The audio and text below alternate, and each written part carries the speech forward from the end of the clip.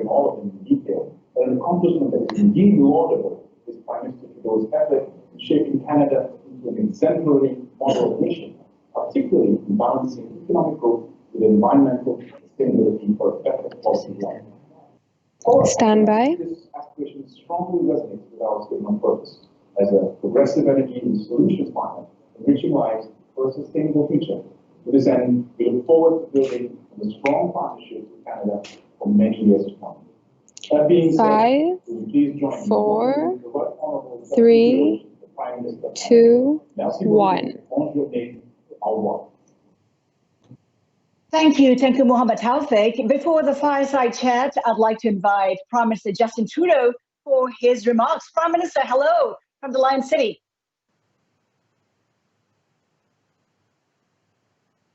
Thank you for your moderating this event, but I'd like to also thank Mr. Taufik for that kind and warm introduction, and indeed for his tremendous leadership and partnership with Canada. It is good to work with extraordinary leaders around the world on things that improve both our country and our planet. Et merci à tous de me donner l'occasion de m'adresser à vous dans le cadre du dialogue des dirigeants d'entreprise de l'APEC de cette année. This pandemic is truly a global challenge, and not just because every country in every corner of the world has been affected, but because there is no part of society, no industry, no aspect of daily life that has not changed. This is a health crisis and an economic crisis. It is a crisis of inequality and a crisis of trade. These are not small challenges, and this is not the moment for half measures. Around the world, there's a growing consensus that we must think boldly. This is our chance to build back societies that are fairer and economics that are more resilient. And that's what I want to talk about today. In Canada, during the first wave of the pandemic, our government brought in the largest economic measures of our lifetime, measures that helped millions of people directly. For families, it meant the difference between being able to pay rent or having to move out. For businesses, it meant keeping the lights on instead of going under. Cet hiver, nous devons faire face à une deuxième vague de la pandémie. Et comme nous l'avons fait durant la première vague, nous effectuons des investissements judicieux pour nous assurer que personne n'est laissé pour compte. À ce sujet, nous avons prolongé les programmes qui ont permis à de nombreux employeurs de rester en affaires, notamment en les aidant à payer leur loyer ou leurs employés ou en leur accordant des prêts pour créer des emplois. Et notre soutien ne s'arrête pas là. We're focused on supporting Canadians through the coming months while setting people up for success in the coming years. One of the best ways to do that is with real, meaningful action on climate change. I don't have to tell you that global consumers and investors are demanding and rewarding climate action. This is where the world is going, and it's where Canada is going too. Today, our government is introducing legislation that cements our commitment to reach net zero carbon emissions by 2050. This is an ambitious goal, but our kids, our economy, and our future can afford nothing less. Net zero is as much about avoiding the worst impacts of climate change as it is about creating good jobs and a competitive economy for years to come. To reach this goal, we will work with every part of society, including the private sector. Already, many global businesses like yours are leading the way on net zero targets, so let's lead together. If this pandemic has taught us anything, it's that we cannot look inward. To keep people safe, to build a strong and rebuild a strong, resilient economy, we must reach out. La collaboration est la meilleure façon de créer de bons emplois et de favoriser une croissance partagée. C'est aussi la meilleure façon de lutter contre les changements climatiques et de promouvoir le commerce international. Avant la pandémie, notre gouvernement s'était engagé à promouvoir des échanges commerciaux progressistes. Aujourd'hui, plus que jamais, nous savons que c'est la voie à suivre. Already, Canada has negotiated trade deals with partners around the globe, from the new NAFTA to CETA with Europe. And we're continuing to look to new opportunities to expand trade and investment, particularly in the Asia Pacific. As a country proud of its Pacific coast and a founding member of APEC, we've long worked with Asia Pacific partners to promote good, progressive trade and defend a rules-based system. We want to ensure that Canadians and Canadian businesses have access to these dynamic markets with huge potential for building shared prosperity. After all, working together just makes good sense. Cities like Vancouver aren't only gateways to the Pacific, they're hubs for Canada-Asia trade. That's why we were one of the first countries to ratify the Comprehensive and Progressive Agreement for Trans-Pacific Partnership. It's also why we're continuing to move forward on exploring the potential for an ASEAN-Canada free trade agreement.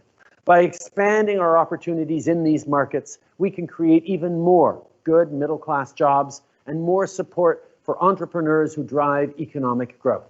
We're unlocking new opportunities, not just for Canadians, but for businesses that choose to invest in Canada. This is Canada's moment to lead, and we want you to lead with us. Now, I know I'm a bit biased, but if I were a global business leader looking for a new market, choosing Canada would be a no-brainer.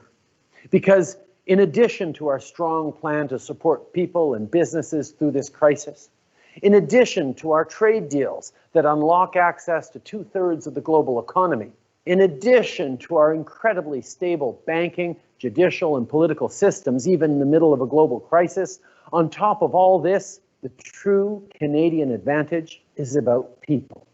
Canada is home to one of the most educated and diverse workforces in the world. And not that there was ever any doubt about their creativity and resilience, but this pandemic has shown once again that Canadians will thrive no matter what life throws at them. Canada is ready for what comes next, and I know you are too. As we see our world changing faster than we could have ever thought possible, as we are called to meet the challenges and the opportunities of this pandemic, we have a chance to build something new. So let's build it together. Thank you. Merci beaucoup.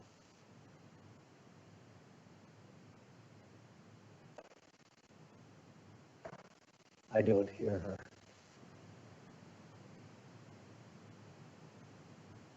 Linda, I think you're on mute, which is sort of the line of 2020. You're right. Can you hear me now, Prime Minister? I can hear you now. I don't know how many times that specific interaction has been repeated over the past months, but it reminds us all of yes, our daily reality. We're going to have a T-shirt with "You're muted." Now, Prime Minister, in your address, you talked about how the pandemic has been a health crisis and an economic crisis, but you failed to say that it has also been a leadership crisis, prompting WHO to come out to say that leading powers need to step up. There's been a vacuum coming at a time when the world is also stumbling on globalization, raising concerns about the future of trade, multilateralism, and supply chains. What a mess the world is in right now. How did we get here? Well, listen, I think we've all seen evolution of different forces around the world over the past years and indeed over the past decades. But I think what matters is that we understand that there's rarely any zero-sum games. As you said off the beginning, this is a health crisis and an economic crisis. And in the beginning, people thought, oh my gosh, what I need to do to protect the health of my citizens is in direct opposition with what we need to protect the economy. But what we're actually seeing through this pandemic is that, like so many things, they actually go together. The best way to protect the economy is actually to manage the health crisis in the best possible way. That's the way we get to see things bounce back. And similarly, that question around globalization of do we continue to open up or do we hunker down and strengthen our own internal processes? The answer is, well, we have to do a little bit of both. Canada stepped up on manufacturing of PPE, of creating domestic solutions, of understanding that, yes, we do have to reinforce our local capacities. But instead of turning away from trade and globalization, we simply said, oh, it means we have to do more. We have to diversify our supply chains. We need to deepen our cooperations with different parts of the world. So that ability to actually look for the opportunities, the advantages, and the challenges that are being renewed around the world is one, yes, of leadership, but also of vision, and that's very much where Canada is focused. You know what, Prime Minister? The absence of the U.S. in this time of crisis has been pretty remarkable. Is the pandemic poised to reshape the global power structure? Well, I think we've seen countries position themselves differently in the in the world, and certainly the United States over the past few years under the current administration has stepped back from multilateralism to a certain extent.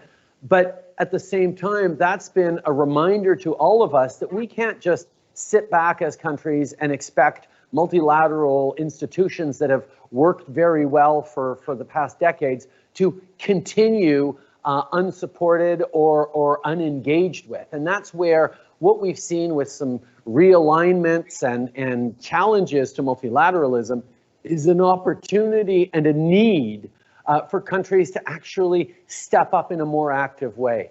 Whether it's moving forward on the COVAX facility, which ensures that even as Canada secures record amounts of vaccines for ourselves, we're also ensuring that they're going to be available for the world's most vulnerable people. Even as we see that there are tremendous challenges around world trade, Canada stepped up with the Ottawa Group on WTO reform, not just to look at how we can improve things, but how we can create workarounds to systems that are under stress and under challenge right now. So the opportunity for leadership from all of us, not just from the single big players, to shape the future in a much more active way is, I think, the story of these past years, and is certainly going to be the story of the coming decades. But the big powers do matter. How encouraged are you that President-elect Biden, who's on the cusp of taking power, will lead a different America, an America that is willing to be a global leader? I think obviously there are going to be differences, and on issues of multilateralism and on issues of fighting climate change, two extremely important issues to global stability. I think President-elect Biden is going to show, strong moves in the right direction.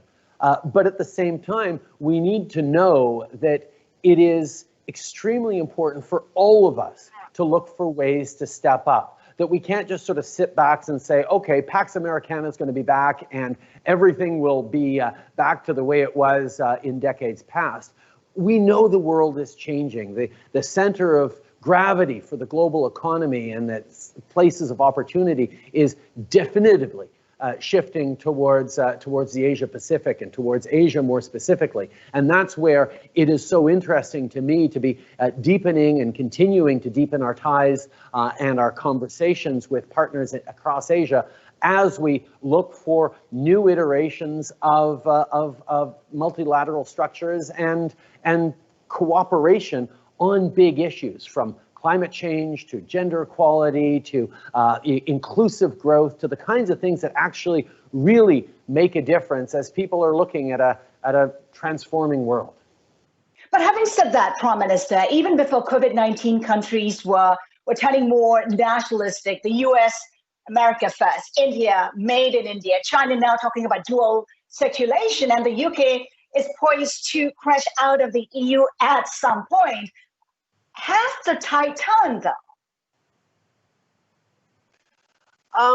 I don't know really, because yes, those are all factors, and you could illustrate a whole bunch of different ones.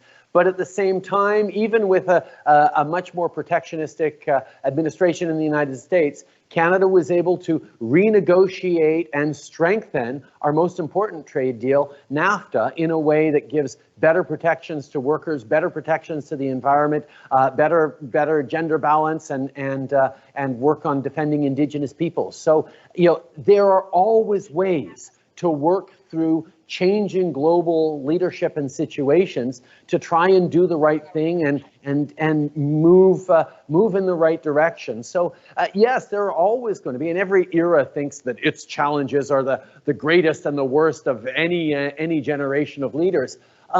But but every time we just look for different ways to step up, different ways to create not just opportunities for Canadians to be narrow on my interests, but to also say some of the best opportunities for Canadians is when we have good functioning international trade systems, good functioning multilateral cooperation on fighting climate change, good movements towards equality. And there are many, many countries and leaders very interested in exactly those things that we're going to continue to work with, despite forces that sometimes are tugging in different directions. And I think that message that it is time for smaller countries to realize that we all do have a weight and an ability to shape global leadership in meaningful ways for our citizens and our neighbors, that I'm looking forward to the challenges of this 21st century.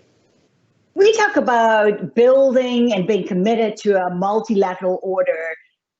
The U.S. has been pulling back. Under President-elect Biden, what would you like to see for the U.S. to show it is again committed to multilateralism?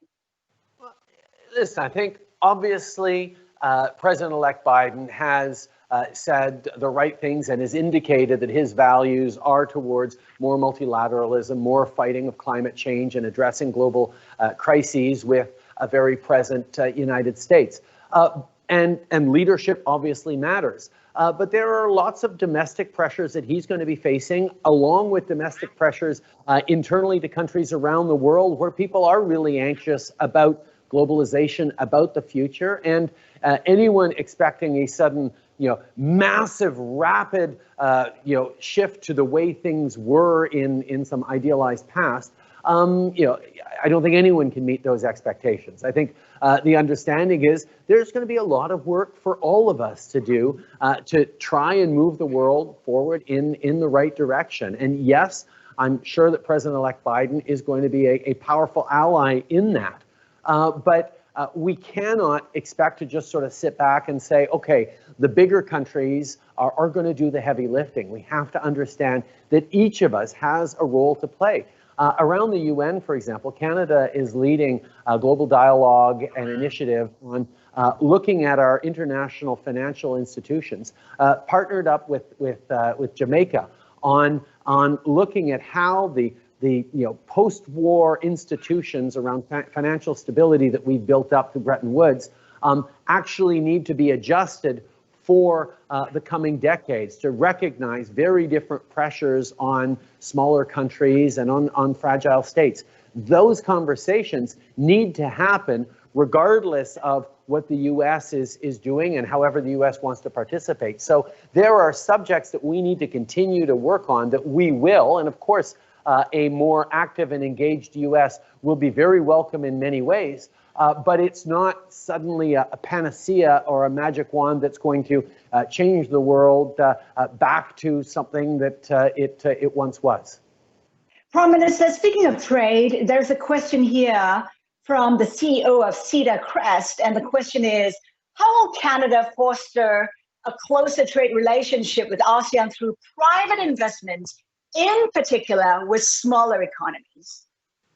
Well, we recognize the importance of trade. We're a trading nation. Our presence on the Atlantic and the Pacific, our engagement with the world on natural resources and on services and on diversity of our citizens has always been a tremendous advantage for us. So that's why we're now the only G7 country with a free trade deal with every other G7 country. And that just happened over the past few years as we really stepped up on not just signing trade deals, but making a case for trade, that trade can be good for everyone. We know that trade creates growth, and that's great. That's been long understood. But nothing about that growth automatically gets fairly shared amongst all citizens. And that's where, for smaller countries, for vulnerable populations, there's been a real anxiety around globalization. And that's why the focus we've had as a country over the past years has been trade that works for everyone. Trade that recognizes that protections for women, protections for the environment, protections for labor standards, as we move forward with on the CPTPP, for example, are the kinds of things that give reassurance and buy-in even to smaller countries. And that's where having trade rules that are respected, having deals that are signed, are not just about creating opportunities, but about creating protections for smaller economies that otherwise can get pushed around by some countries with increasingly coercive diplomacy. We need to make sure we are there to support each other because, as this pandemic has shown, we're all in this together. So I'm very excited about the conversations we've been having over the past years about a Canada-ASEAN trade. We've been working very closely with many partners on increasing investments from Canada into countries that have growing economies, and we want to deepen those ties. I know that there's a lot of interest in using Canada as a staging point for companies that want to grow into the West, and we're certainly there to participate and support. There is a related question here. How will your government ensure inclusive trade, that it benefits everyone across the board, and especially across marginalized segments of the community like women, like immigrants? Well, I think that's the story that says that as we talk about trade deals, we're no longer just talking about opportunities for big companies or multinationals to move goods and capital easier around the world. I mean, that will be part of it, and that does create growth.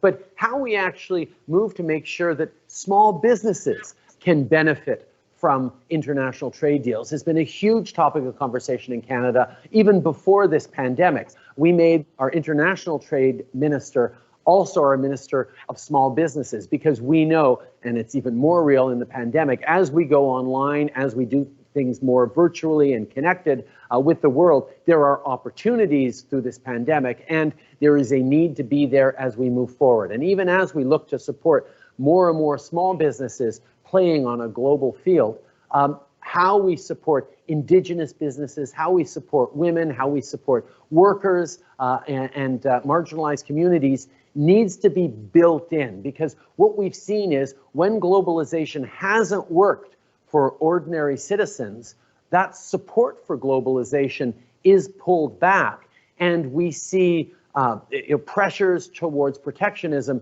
that actually leave us all poorer. The fact that trade creates growth isn't going to be an argument to convince someone to support trade as a voter if none of the benefits from trade go to them, if they are not protected. And that's what Canada has been so focused on in terms of progressive trade deals. And our measures in NAFTA, our measures in the free trade deal that we have with Europe, our measures that we proposed and strengthened the TPP with, are exactly the kinds of things that make sure we're bringing people along towards a brighter future, despite all the transformation in the global economy.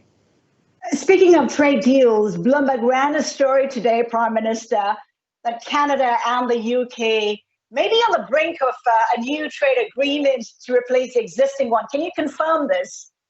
I'm not going to make any announcements today, but I will say that we're continuing to work very closely with all sorts of allies. We know the UK made a very significant decision in withdrawing from the European Union, but it has been a priority for me and for us to make sure that there is a seamless transition for Canadian investors, for British investors, and we are very optimistic that that's going to happen. Earlier, you talked about how there's been a pushback to globalization, and that's led to talk, of course, of decoupling a bipolar world. How about a tripolar world? What's your view on that? The US, Europe, Asia Pacific, all with their own supply chains. Is it inevitable in the end? I don't think so. I think obviously we're seeing different polar tensions going through the economy right now, but we're a very, very small world when you look at supply chains, when you look at how interconnected we are. There's anything that has shown that, it's this pandemic. And even the differences just from the 2008 global crisis to this one in terms of how much more connected we are just 12 years later has really highlighted that we're not going to be turning back the clock and closing things down. What we do need to make sure that we are doing is properly aligning interests and opportunities for for citizens. That as we get people more plugged in and more aware, that they understand that, yes, richer and diversified supply chains are really important. One of the great examples of that for me is actually what Canada's doing around critical minerals. I mean, we know that Canada's always had mines and forests and energy and great natural resources that have been a benefit for us on the world stage. And over the past years, we've done a lot of investing in the knowledge economy. We're one of the global leaders on AI. We're doing tremendous investments into cybersecurity, into transforming the economy towards digital. But at the same time, we're not forgetting that, for example, natural resources and critical minerals specifically are essential to the technologies we rely on in the future. And developing Canada as a reliable and secure source of critical minerals that aren't always reliable from other global partners is something that is of interest to the world. And that's a direction that we're taking that actually matters. And indeed, as more and more companies are saying, you know what? Aluminum is aluminum, but I want to be able to tell my consumers that I have the cleanest aluminum around. Well, suddenly people say, wait, Canada produces the cleanest aluminum in the world, and we're about to get even better with this ELYSIS process. We want Canadian aluminum in our supply chain. We want batteries made from Canadian lithium. We want Canadian uranium, because we know that that comes with a value-added proposition that people can actually recognize. And it's not just sourcing the cheapest minerals around the world and not turning a blind eye to some of the labor and environmental standards around it. It's knowing that we can start to have it all. And that is Canada's brand as a place that does things right and at a time where people around the world, whether it's individuals or companies, want to be on the side of progress and good guys and doing things right and competitively. And that's where Canada is really excited about the future. You talked about how supply chains are pretty much smaller than you think. What do you make of the recently concluded RCEP deal? Would Canada consider joining it at some point? We have always looked at trade as being extremely important. I'm very interested in the RCEP deal. I think it's going to be a game changer in Asia and has potential impacts around the world. So we're going to watch carefully. I think it'll be interesting to see how China behaves as a part of that trade deal, because we've seen China position itself in some very challenging ways on the world stage these days. Canada is deeply disappointed with some of the positions that China is taking, including the arbitrary detention of 2 of our citizens. But we also know that it is an important player in the global economy that we need to try and include and get to play by better international rules. So if the RCEP deal is able to actually start to create level playing fields, that's going to be something very, very interesting. So we're going to watch carefully, but Canada's always up for creating better and fairer trade, not just for our citizens, but for the world. I'm glad you brought up China, because Canada has been in the crosshairs with China. What will it take to get that relationship to a more neutral path, neutral stance? And do you want that in the first place? Oh, I think we all recognize that China's growth and its importance in the global economy is something that we need to work with. We need to figure out how to create benefits for ourselves, our workers, our producers, but also to see economic growth happen around the world.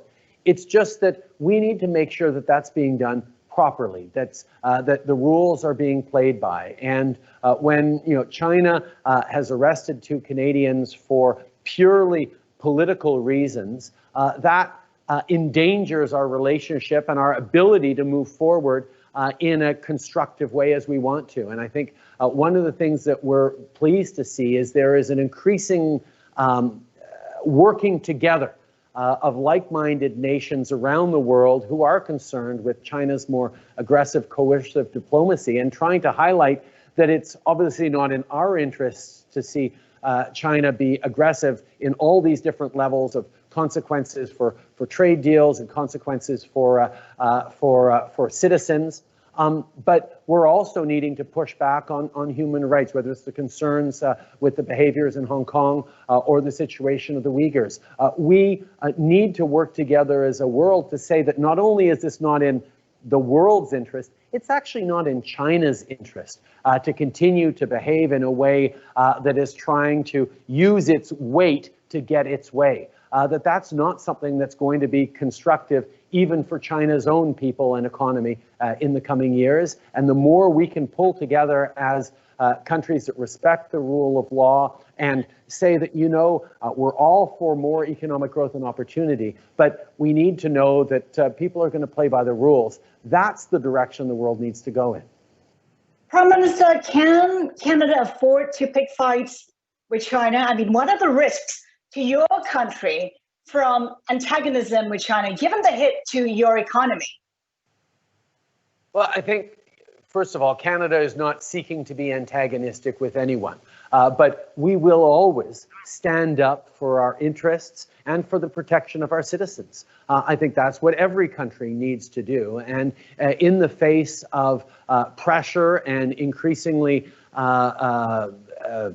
coercive moves by one of the world's great powers, I think that really highlights at which point we need to be working together as allies, as neighbors, as friends, as countries that know that singly very few countries could stand up on its own to a superpower, to a great power. But working together in alignment, we can actually make sure that there is a recognition that the path that China is choosing to take right now is probably not going to be as effective even for them as they think it will.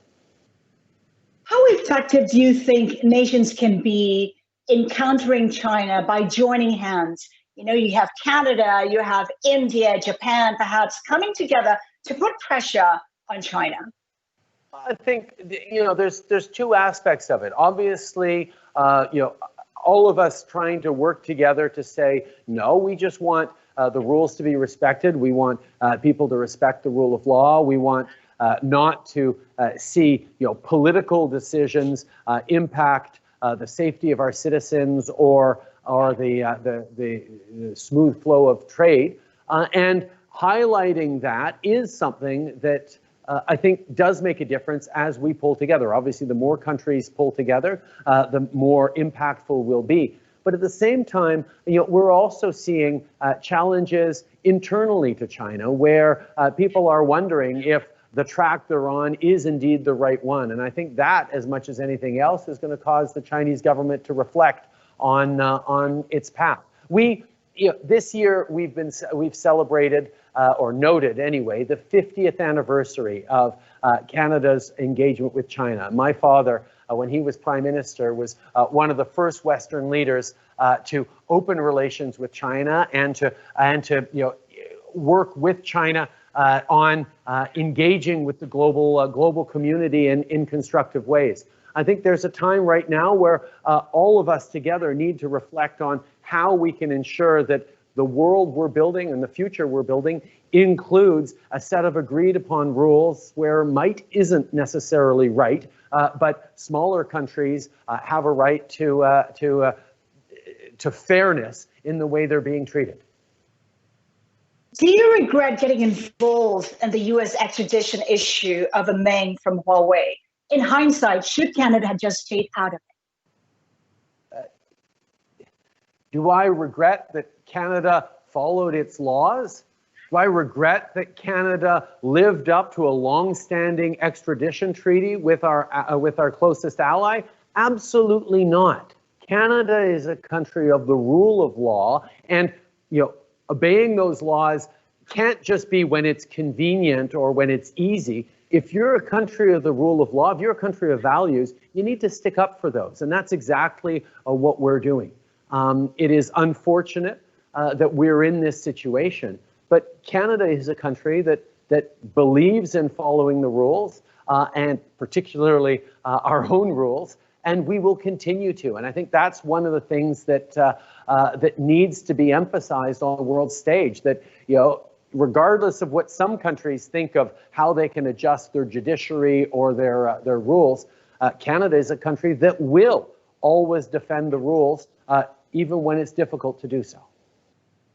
Prime Minister, I'd like to pivot a little, well, a lot, to climate change, actually. But the question here from the CEO of Petronas, whom we heard from earlier, what will be Canada's stance in balancing the delicate trade-off between climate action and economic sustainability?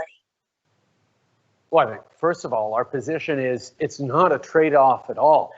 The only way you can actually build a strong economy for the future is by protecting the environment, by fighting climate change. That debate has long since passed. There still are, pockets of the world where you can hear it still debated. But for me, for this government, it's entirely settled. The question is, how best do we build the economy? How best do we harness the transformation around climate change, fighting climate change, to position ourselves well for the coming years? And that's exactly what Canada has done. We brought in a price on pollution, and I won my most recent election based on partially on that debate and on imposing a price on pollution right across the country.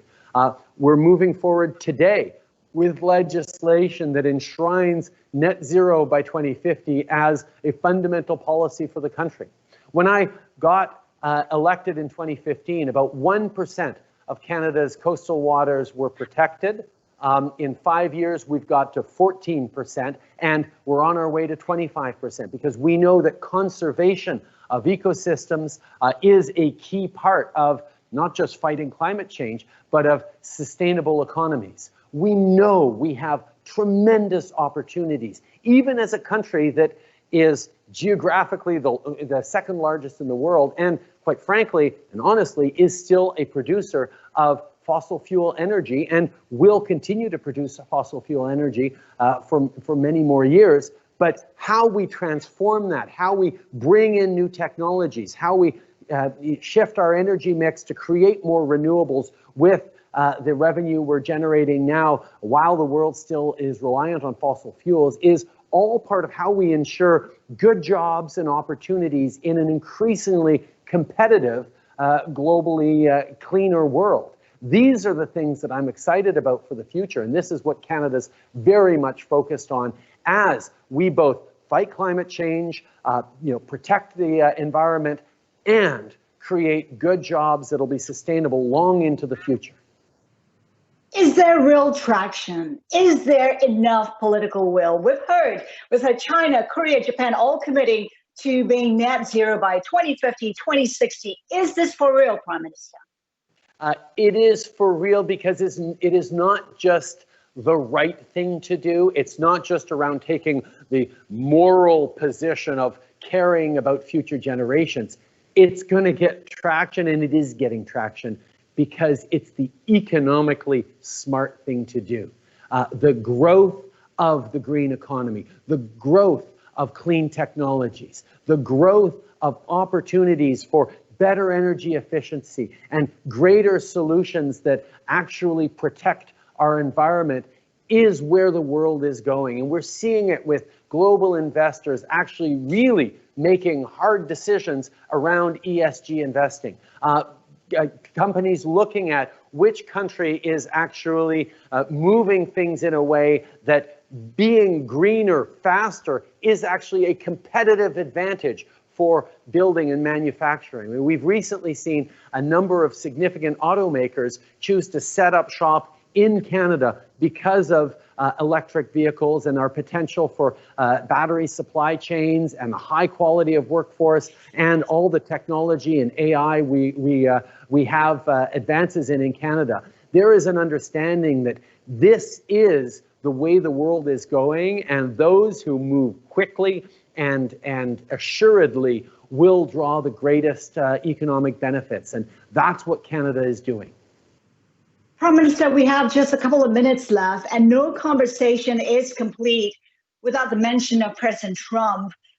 Even towards the tail end of his presidency, the Trump administration is still taking a lot of action. He's fired a number of officials. He's pulled more troops out of Iraq, out of Afghanistan. He's threatening more action against China. Is Trump a real risk to the world in the coming months before he leaves office? My job is and has been to stand up for Canadian interests, to stand up for Canadian values. And through the past 4 years of this administration, that's exactly what we've done. And it obviously hasn't always been easy or predictable, but we got a lot of really big things done, including renegotiating NAFTA with a deal that works very much for Canada. So we know that my job as Canadian Prime Minister is to work with the American administration. I will keep working with the American administration as we move forward to January 20th, and after which I will work with the Biden administration. So I think there are always moments of unpredictability in the world, because of different things. The question is how we manage it, and I think there's an example in how Canada has been able to sustain and grow a really important relationship, even in a time of protectionism and unpredictability.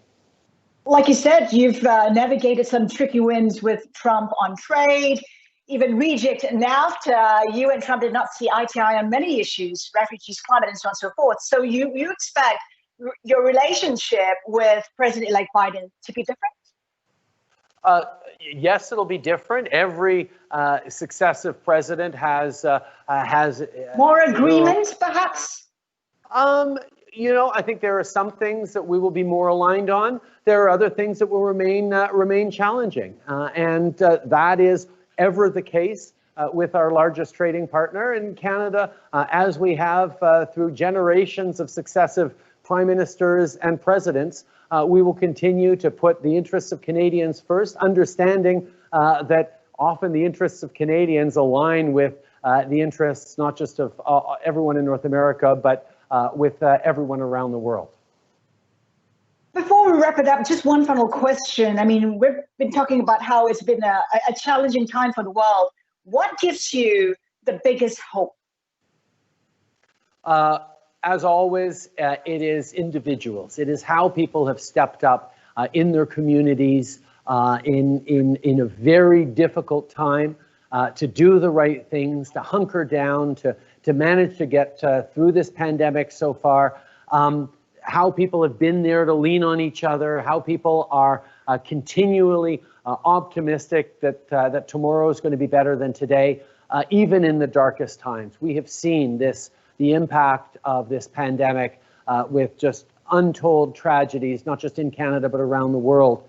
But at the same time, people are resilient, people are forward-looking, and Canadians are, as always, positive about the opportunity to build an even better tomorrow than yesterday was, despite these challenges. That's what gives me hope, that people everywhere in Canada and around the world are ready to roll up their sleeves and work for a better world. And that's the opportunity and the responsibility we have as leaders, to bring out the best in people, to pull people together, and to keep this world on the right track. Prime Minister of Canada, Justin Trudeau, we thank you for being so generous with your time today. Thank you, sir. It's a real pleasure, and again, I look forward in future years to seeing many of you in person, but virtually is still a nice way to connect. So thank you all for this initiative, and pay attention to Canada and come join us as we build a better future.